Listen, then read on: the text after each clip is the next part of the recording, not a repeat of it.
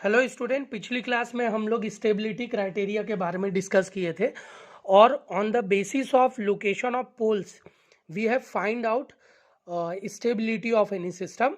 हम लोग इस क्लास में मेथड ऑफ स्टेबिलिटी देखेंगे। तो 3 मेथड मैं यहाँ पे लिखा हुआ हूँ। सबसे पहले है आरएच क्राइटेरिया, जो बहुत ही ईजी है, एक बहुत ही अच्छा मैथमेटिकल टूल है जिसके थ्रू हम लोग स्टेबिलिटी फाइंड आउट कर सकते हैं। बोडे प्लॉट है, ये एक प्लॉटिंग है जिसके थ्रू हम लोग फाइंड आउट करेंगे, ये चीज़ हम लोग बाद में देखेंगे। और तीसरा है नाइक्विस्ट क्राइटेरिया, ये भी एक तरीके का प्लॉटिंग है, इसे भी हम लोग बाद में देखेंगे। ठीक है, तो सबसे पहले देखते हैं हम लोग आरएच क्राइटेरिया। आरएच क्राइटेरिया क्या है? तो आरएच क्राइटेरिया को मैंने यहाँ पे डिफाइन किया है। इसको सिंपल शब्दों में मैं बोल सकता हूँ कि किसी भी इक्वेशन को बिना सॉल्व किए हुए उसके रूट्स एस प्लेन में लेफ्ट हैंड साइड में है कि राइट हैंड साइड में है, ये फाइंड आउट करना आरएच क्राइटेरिया कहलाता है। ठीक है, अगर पोल मेरा लेफ्ट हैंड साइड में है, रूट्स या फिर पोल्स लेफ्ट हैंड साइड में है एस प्लेन के, तो डेफिनेटली सिस्टम स्टेबल होगा। राइट साइड में है तो अनस्टेबल होगा। अगर मेरा ओरिजिन में एक सिंगल पोल है तो मार्जिनल स्टेबल है। डबल पोल होगा ओरिजिन में तो अनस्टेबल होगा। अगर मेरा इमेजनरी एक्सिस में पोल है, लाई कर रहा है इमेजनरी एक्सिस में, तो मेरा अनस्टेबल होगा। पिछली क्लास में हम लोग देख चुके हैं। तो आइए इसको क्वेश्चन के थ्रू समझेंगे, क्या क्या केसेस हो सकते हैं, कैसे सॉल्व करेंगे। बहुत इजी है। सबसे पहला क्वेश्चन है, check the stability of the system whose characteristic equation is given by. ये मेरा कैरेक्टरिस्टिक इक्वेशन दिया हुआ है। RH criteria, I hope so कि आप लोगों ने मैथमेटिक्स में पहले इसको पढ़ा होगा। इसको कैसे सॉल्व करते हैं? तो सबसे पहले s to the power 4 highest power of term, s to the power 3, s to the power 2, ऐसे करके डिक्रीज करते हुए s to the power 0। Even power all term को पहले लिखेंगे, तो यहाँ पे इवन पावर ऑफ टर्म का कोफिशिएंट क्या है? 1। ये नहीं है इवन, ये तो ऑड है। यहाँ पे क्या है? 6। ये ऑड है, ये इवन है, यहाँ पे क्या है? 1। ठीक है, एस टू द पावर 3। अब ऑड पावर ऑफ टर्म के कोफिशिएंट को लिख लेंगे, तो एस टू द पावर 3 का coefficient 2, s to the power 1 का कोफिशिएंट 4। सॉल्व करेंगे, 6 2 ज़ा 12 माइनस 4 1 ज़ा 4 डिवाइडेड बाई 2, तो क्या आ जाएगा? 4। यहाँ पे आ जाएगा 4। ठीक है, 2 1 ज़ा 2 माइनस 1 इंटू 0, तो 0 डिवाइडेड बाई 2, तो क्या आ जाएगा? 1। क्लियर है? इस वाले रो में 1। यहाँ पे देख लीजिए, 4 4 ज़ा 16 माइनस 2 इंटू 1 डिवाइडेड बाई 4, तो क्या हो जाएगा? 3.5। ठीक है, तो एक बार मैं आप लोगों को बताना चाहूँगा, इतना इंटू इतना माइनस इतना इंटू इतना डिवाइडेड बाई इतना, हर बार यही प्रोसीजर हम लोग फॉलो करेंगे। ठीक है, तो इस तरीके से यहाँ पे 1 आएगा। अब देखते हैं कि स्टेबिलिटी कैसे फाइंड आउट करेंगे। तो स्टेबिलिटी के लिए बहुत ही अच्छा क्राइटेरिया है कि फर्स्ट कॉलम को देखेंगे हम लोग। फर्स्ट कॉलम में सारे साइन सेम है कि नहीं? जी हाँ, यहाँ पे सारे साइन पॉजिटिव हैं, तो मेरा सिस्टम क्या होगा? स्टेबल होगा। यहाँ पे कोई भी साइन चेंज नहीं है। तो in given equation has no roots with positive real axis because there is no change in the first column, no sign change in the first column, hence system is stable। अगर यहाँ पे जितने sign change होंगे, मतलब positive से negative, negative से positive, ऐसा होगा, जितनी बार होगा उतने रूट्स आपके right hand side of the s plane में लाई करेंगे। यहाँ पे एक भी साइन चेंज नहीं है, that means all the roots are lie in the left half of the s plane. ये लेफ्ट साइड है एस प्लेन का, तो यहाँ पे सारा रूट यहीं लाई करेगा और ये सिस्टम स्टेबल होगा। आइए देखते हैं सेकंड केस।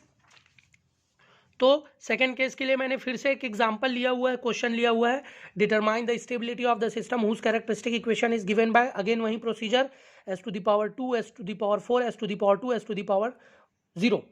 तो 2 1 2 इसका कोफिशिएंट, 2 3 इसका coefficient, s to the power 3 का ऑड पावर का। ठीक है, सॉल्व करते हैं, 2 माइनस 6 डिवाइडेड बाई 2, तो क्या आ जाएगा? -2। साइन चेंज हो गया, देख लीजिए। इसको सॉल्व करेंगे, यहाँ 5 आ जाएगा, फिर सॉल्व करेंगे 2 आ जाएगा। ठीक है, कैसे सॉल्व करना है मैं आपको बता चुका हूँ। 2 2 ज़ा 4 माइनस 2 इंटू 0 डिवाइडेड बाई 2, तो 4 माइनस 2 2 2 ज़ा 4 माइनस 0 डिवाइडेड बाई 2, तो क्या आ जाएगा? 1 आ जाएगा, है ना? तो यहाँ पे 2 2 ज़ा 4 2 आ जाएगा, तो यहाँ पे 2 आ गया है। ठीक है, तो इस तरीके से हम लोग इसको सॉल्व करेंगे, है ना।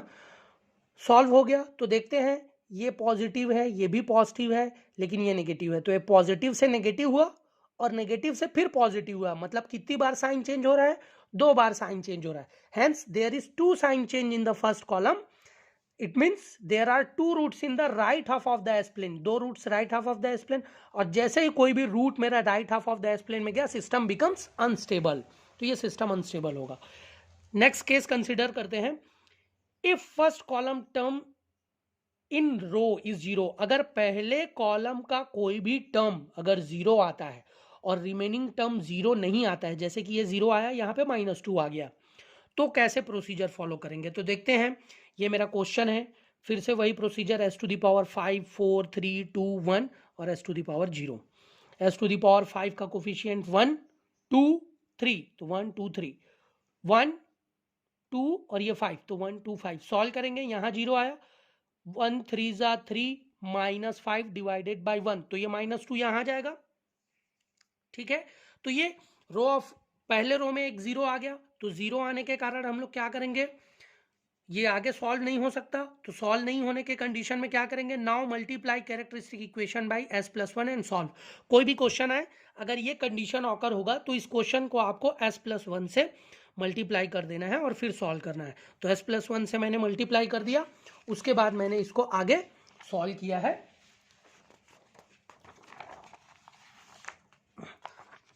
आप लोग देख सकते हैं ये सॉल्यूशन है, तो सेम सॉल्यूशन मैंने किया है। आप लोग देख सकते हैं कि यहाँ पे कितने साइन चेंज हो रहे हैं, 2 साइन चेंज, पॉजिटिव से नेगेटिव और नेगेटिव से फिर positive. It means 2 roots are in the right half of the s plane, और रूट्स अगर right half of the s plane में आते हैं तो सिस्टम क्या हो जाता है, अनस्टेबल हो जाता है, ठीक। नेक्स्ट केस है, when any one row of Routh table is zero. कोई भी क्वेश्चन है, अगर ऐसा रो ऑफ जीरो ऑकर होता है, ध्यान रखिएगा, रो ऑफ जीरो ऑकर होगा, तब ऑक्सिलरी इक्वेशन सेलेक्ट करेंगे। देखते हैं, फिर से वही प्रोसीजर है, हम लोगों ने सारे कोफिशिएंट एज इट इज लिखे हैं, जैसे कि पहले मैंने बताया था। इसको सॉल्व करने पर यहाँ 0 और यहाँ तो ऑटोमेटिकली 0 ही आएगा, ठीक है। रो ऑफ जीरो आ गया, तो रो ऑफ जीरो ऑकर होने के कंडीशन में हम लोग ऑक्सिलरी इक्वेशन कंसिडर करेंगे, मतलब रो ऑफ जीरो के ऊपर वाला इक्वेशन। तो ये क्या हो जाएगा, 2s⁴ 48s² -50, ये इक्वेशन मैंने ले लिया, 2s⁴ + 48² -50 इक्वल टू 0। इसको एक बार डिफरेंशिएट कर दिया विथ रिस्पेक्ट टू s, तो ये 8s³ + 96s आ गया, ठीक है। अब इसके कोफिशिएंट को मैं यहाँ प्लेस कर दूंगा, ध्यान रखेंगे आप लोग, ठीक है। तो देख लीजिए, 124 -25 248 -50, मैंने वो कोफिशिएंट को प्लेस कर दिया 8 और 96, और आगे इसको सॉल्व कर दिया। सॉल्व करने पर मैं देख रहा हूं कि यहाँ पे कितने साइन चेंज है, एक साइन चेंज है, लास्ट में पॉजिटिव से क्या हो गया है, नेगेटिव हो गया, तो definitely 1 root in the right half of the s plane, hence system becomes unstable. Stable होने के लिए सबसे नेसेसरी कंडीशन ये है कि सारे roots left half of the s plane में होने चाहिए, that means there should be no sign change in the first column of Routh table, ठीक है। उसके बाद बहुत ही अच्छा एक केस है, वो है रिलेटिव स्टेबिलिटी का। आप लोग देख सकते हैं, रिलेटिव स्टेबिलिटी फाइंड आउट करना है, check whether all the roots of the equation have real parts more negative than -1। यहाँ पे -1 वैल्यू दे दिया गया है, लेकिन अगर बोलेगा कि find out the relative stability of the given characteristic equation, तो भी हम लोग को इसका प्रोसीजर फॉलो करना पड़ेगा, ये -1 नहीं भी दिया रहेगा तो भी, ठीक है। तो ये एक सिंपल सॉल्यूशन हो गया। इस केस में तो स्टेबल है सिस्टम, लेकिन रिलेटिव स्टेबिलिटी जब फाइंड आउट करने बोलेगा तो simply we have to put s tends to z -1, s tends to z -1 मैंने पुट कर दिया है, ठीक है। और इसको सॉल्व करने के बाद जो भी मेरा कैरेक्टरिस्टिक इक्वेशन आएगा उसको मैंने यहाँ पे सॉल्व किया है। यहाँ पे आप देख सकते हैं कि पहले कॉलम में कोई भी साइन चेंज नहीं है, तो सिस्टम क्या हो जाएगा, स्टेबल होगा। ऐसा मेरा रिलेटिव स्टेबिलिटी में हम लोगों को फाइंड आउट करना है। What should be the relative stability, we have to put s tends to z -1 and solve as per the rule simply, ठीक है। नेक्स्ट है मेरा लास्ट है एब्सोल्यूट स्टेबिलिटी। बहुत important examination point of view से most of the question absolute stability से ही पूछे जाते हैं। बोलेगा क्वेश्चन में, सिंपल एक क्वेश्चन है, the open loop transfer function of unity feedback system is given by open loop transfer function, that means it is a GS equal to find the range of k for the system becomes stable. यहाँ पे के की value find out करनी है ताकि ये system क्या हो जाए, स्टेबल हो जाए। तो ये तो ओपन लूप ट्रांसफर फंक्शन है। क्लोज लूप ट्रांसफर फंक्शन क्या होगा, 1 plus G H S is equal to 0। तो 1 plus G S H S, और यूनिटी फीडबैक बोल रहा है तो जी एस इक्वल टू ये है, और unity feedback H S equal to 1। 1 plus G S H S equal to 0, solve कर दिया, कैरेक्टरिस्टिक इक्वेशन मिल गया, राउथ हर्विट्स क्राइटेरिया मैंने लगा दिया। अब सिस्टम को मुझे स्टेबल करना है, तो यहां पे आप देख सकते हैं ये वाला टर्म मुझे मिला है, this should be what, this should be more than 0। ये वाला टर्म मोर देन 0 होना चाहिए, ग्रेटर देन 0 होना चाहिए। क्यों, ये दोनों पॉजिटिव टर्म है, अगर ये नेगेटिव आएगा तो सिस्टम अनस्टेबल हो जाएगा, तो इसको पॉजिटिव आने के लिए ग्रेटर देन 0 लगेगा, तो this should be greater than 0। पहला केस मिल गया। अगेन इसको सॉल्व करूंगा तो ये 10 के आ रहा है, 10 के also should be greater than 0, तो ये दूसरा केस मिल गया। तो 10 के इज ग्रेटर देन 0 में के शुड बी ग्रेटर देन 0, सबसे पहला केस। इसमें यहां पे क्या हो जाएगा, इसको इधर ले गया तो ये तो 0 हो गया, 10 के को उधर शिफ्ट कर लिया तो 65 इज ग्रेटर देन 10 के, और 10 को यहां नीचे लाया तो 6.5 इज ग्रेटर देन के। दैट मीन्स के is less than 6.5 is greater than 0। ये मेरा रेंज ऑफ के वैल्यू होगा, और के की इसी वैल्यू के लिए क्लोज लूप सिस्टम जो है वो क्या होगा, स्टेबल होगा। इस तरीके से हम लोग एब्सोल्यूट स्टेबिलिटी फाइंड आउट करेंगे। एब्सोल्यूट स्टेबिलिटी जहां भी आप देखेंगे ये word, that means we have to find the value of range of k for which close loop system to be stable. तो इस तरीके से हम लोग इसको फाइंड आउट करेंगे। कोई भी डाउट मुझे आप लोग कमेंट सेक्शन में पूछ सकते हैं।